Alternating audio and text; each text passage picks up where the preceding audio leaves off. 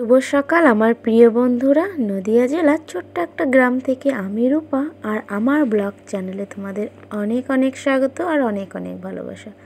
তোমরা যে যেখান থেকে আমার ভিডিওটা দেখছো, আশা করি তোমরা প্রত্যেককেই খুব ভালো আছো, সুস্থ আছো।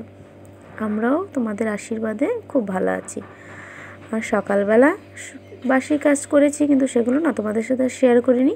আর এখন এই যে স্নান টান করার সময় যে জামা কাপড়গুলো কেচেছিলাম, সেই জামা কাপড়গুলো এখন মেলে দিচ্ছি, সেটাই তোমাদের সাথে শেয়ার করলাম।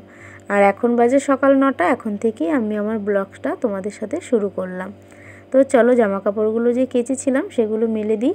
আর এই দিকটাতে করে রোদ উঠেছে, তাই এই দিকে করে না আমি ওই জামা কাপড়ের ওই যে প্যান্টগুলোর গার্ডারগুলো এই রোদের দিকটা করে দিচ্ছি, নাহলে কি বলো তো শুকাবে না।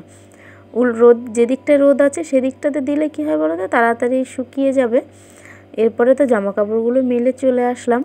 এদিকে ভাত বসিয়ে দিয়ে কিন্তু জামা কাপড়গুলো মেলতে গেছিলাম।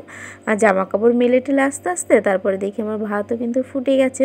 তো চলো ভাত তো নামিয়ে দিলাম, ভাতের ফ্যান ঝরাতে দিয়ে দিলাম। আর এরপরে ভাতটা হয়ে গেছে, তারপরে সবাইকে খাবে, খেয়ে দিয়ে তারপরে আবার তরকারি যা কিছু রান্না সেগুলো রান্না করব। আর এইদিকে কিন্তু আমি তরকারিও কুটে নিয়েছিলাম। আর এই যে দেখো এখানে আদা রসুন মশলা সমস্ত কিছু ছাড়িয়ে নিয়েছি। আর এই যে এখানটাতে পালং শাক এনেছিল বাজার থেকে, মূলো দিয়ে আলু দিয়ে পেঁপে দিয়ে পালং শাকটা একটু চচ্চড়ি টাইপের করেছি। আর এইখানটাতে এখন সিদ্ধ করে নিচ্ছি। আর পালং শাকটা খেতে কিন্তু বেশ দারুণ লাগছিল। আর এই দিকটাতে বাটিতে আমি আলু আর পেঁপে ছাড়িয়ে রেখে দিয়েছি। আলু পেঁপেটা ছাড়িয়েছি এই কারণে, ওই যে খাসির মাংস এনেছিল, ছাদ মাংস, তো সেই কারণে আলু দিয়ে পেঁপে দিয়ে আজকে মাংসটা রান্না করব। চলো। আর এই দিকে কিন্তু আমি খাইয়ে দিয়ে আমার ছেলেকে ঘুম পাড়িয়ে দিয়েছি, ও এখন ঘুমাচ্ছে। আর ধীরে সুস্থে রান্নাটা করে নেব। আর এই যে দেখেছো ছাদ মাংস এনেছে। কি বলো তো, পোলট্রির মাংস না একদম খেতে চায় না, তার জন্যই খাসির মাংস ছাদ নিয়ে এসেছে। কিরম করছে, মাংস খাচ্ছ তাই? কি মাংস খাচ্ছ এটা? কিরকম করে খাচ্ছে দেখি, ওরকম করে আমাদের রান্না হচ্ছে। রান্না এখনো হয়নি, ঘুম থেকে উঠে পড়েছে পচা ছেলে, রান্না না হতেই ঘুম থেকে উঠে পড়েছে। চলো, রান্না এখনো কমপ্লিট করতে পারিনি। উঠতে পড়েছি, আমি উঠে পড়েছি, আমি উঠতে পড়েছি। চলো এবার আলু দিয়ে দেব, আলু পেঁপে।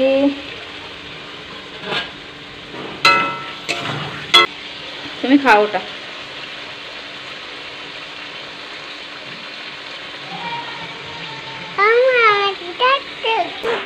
এই দে, মাঠে খেলা করে না, মাঠে খেলা করতে এসছে, মাঠে খেলা করতে এসেছে। গরু কই, গরু কই? ওই তো গরু। চলো চলো চলো, বাড়ি যাব, সন্ধ্যা হয়ে গেছে। চলো, কি মাছ পেয়েছে দেখি। কি মাছ পেয়েছো? শোল মাছ, 4-5টা শোল। ভালোই তো পেয়েছো। ও মাছ, মাছ ধরে কি মাঝে ব্যথা হয়ে গেল নাকি তোমার?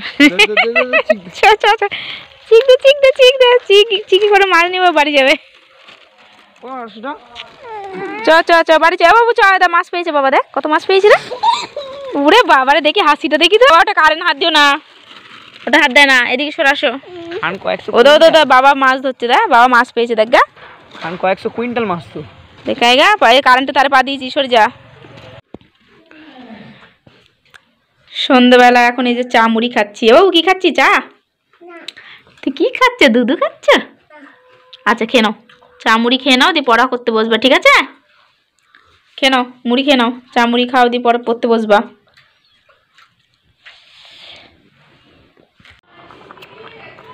আর এই যে এখানে রাতের ভাত বসিয়েছি, আলু ভাতে ডাল ভাতে দিয়ে, সিদ্ধ ভাত।